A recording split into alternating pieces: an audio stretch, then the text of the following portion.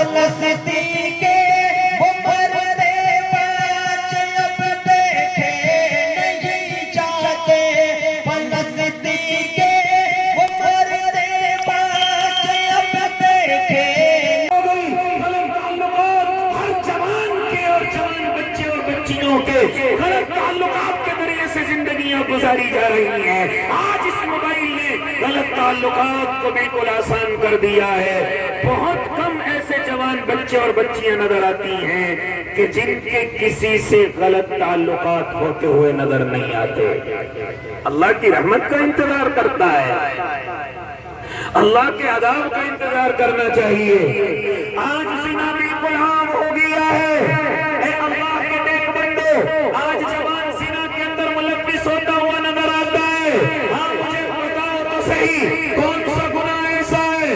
آج تو گالیاں منہ پر ہیں، آج تو وعدہ خلافیاں عام ہو گئی ہیں، آج تو دھوکہ دینا آج ہوشیاری بن گیا ہے، جھوٹ بول کر کے کمانا آج اس کو عقل مندی سمجھنے لگا ہے۔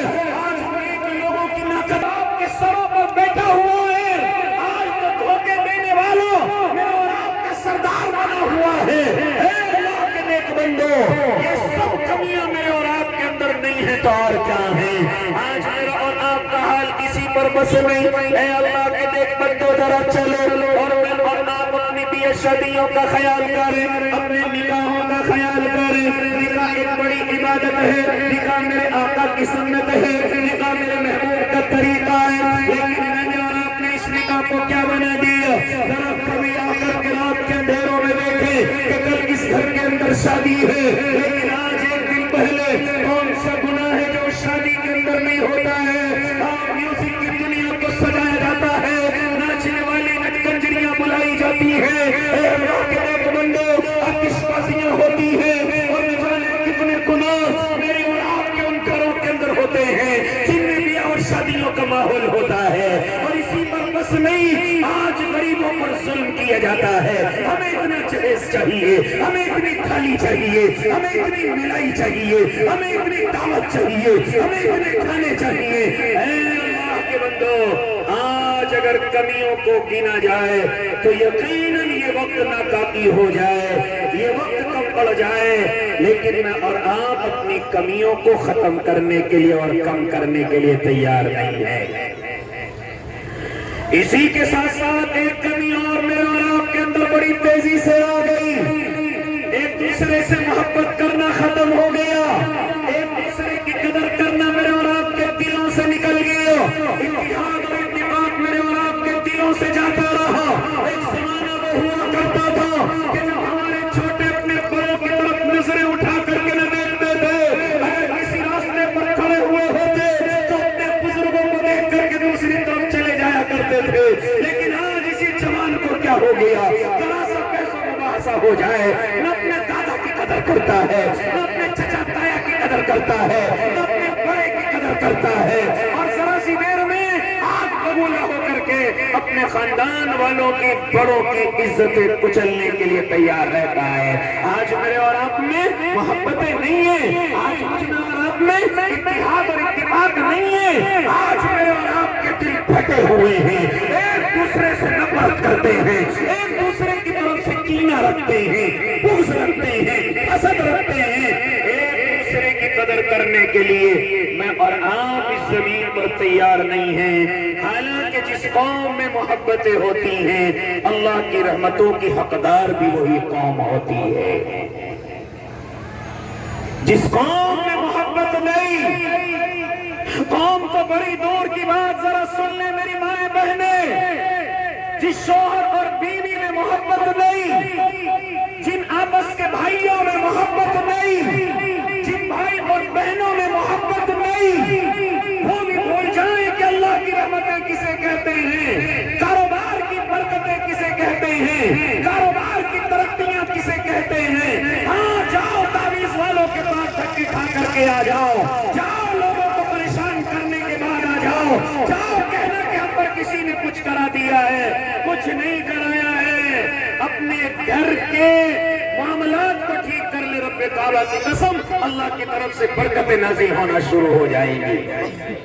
شوہر اور بیوی آپس میں بات نہیں کرتے کہاں سے کاروبار چل جائے، آپس میں بھائی بھائی بات نہیں کرتے کہاں سے ترقی مل جائے، ایک دوسرے سے نفرت کرتے کہاں سے میرے اور آپ کے کاروبار چل جائیں۔ اے اللہ کے نیک بندو، اللہ کی رحمتیں تو محبت کے ساتھ ملی ہوئی ہیں، اللہ کی طرف سے اترنے والی برکتیں تو ہاں محبت کے ساتھ جڑی ہوئی ہیں۔ جن گھروں میں، جن بھائیوں میں، جن بہنوں میں، جن میاں اور بیوی میں آپس میں محبت ہے، انہیں کسی تعویذ کی ضرورت نہیں، ان کی ترقی کو کوئی نہیں روک سکتا، ان کے آگے بڑھنے کو کوئی نہیں روک سکتا۔ لیکن یاد رکھ لینا، اسی کا نگیٹو سن لیجئے، اگر آپس میں نفرت ہے، بھائی بھائی سے بات نہیں کرتا ہے، اس گھر میں کبھی ترقی نہیں ہو سکتی، یہ گھر والے کبھی آگے نہیں بڑھ سکتے۔ اے اللہ کے نیک بندو، اگر ایک بھائی کا کام نہیں چل رہا ہے، دوسرے بھائی کا چل رہا ہے، تو اسے شکر ادا کرنا چاہیے، یہ نہ سمجھے کہ میری وجہ سے یہ گھر چل رہا ہے، بلکہ اللہ کا شکر ادا کریں۔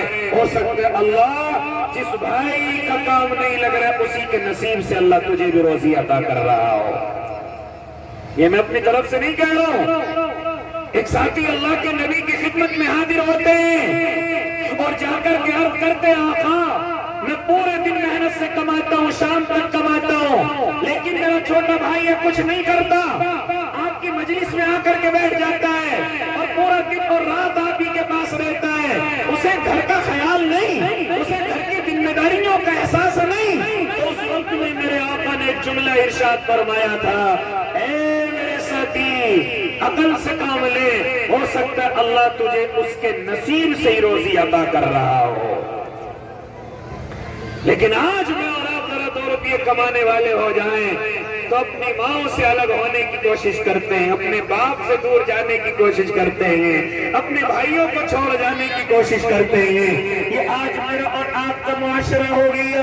اے اللہ کے نیک بندو، اگر گاؤں میں، اگر گھر میں ہم برکتیں چاہتے ہیں تو محبتوں کو زندہ کرنا پڑے گا، ایک دوسرے کو معاف کرنا پڑے گا، ایک دوسرے سے محبت کرنی پڑے گی۔ وہ محبت کس طریقے سے ہوگی؟ اگر اللہ نے آپ کو کچھ دے رکھا ہے تو اپنے رشتہ داروں، اپنے بھائیوں پر خرچ کرنا پڑے گا۔ میرے آقا سے کسی نے معلوم کیا تھا اللہ کے نبی سب سے افضل صدقہ کون سا ہے، آقا سب سے بہترین صدقہ کون سا ہے؟ تو میرے آقا نے ارشاد فرمایا وہ غریب رشتہ دار جو تجھ سے نفرت بھی کرتا ہے، جو تجھ سے مخالفت بھی رکھتا ہے، اس پر خرچ کرنا یہ تیرا سب سے بہترین صدقہ ہے۔ تیرا رشتہ دار بھی ہے، غریب بھی ہے، اور اوپر سے تیری مخالفت بھی کرتا ہے، تیری برائیاں کرتا ہے، ایسے رشتہ دار کو دینا سب سے بہترین اور افضل صدقہ ہے۔ آج میں اور آپ اپنے بھائیوں کی مدد اسی لیے نہیں کرتے کہ تم نہیں جانتے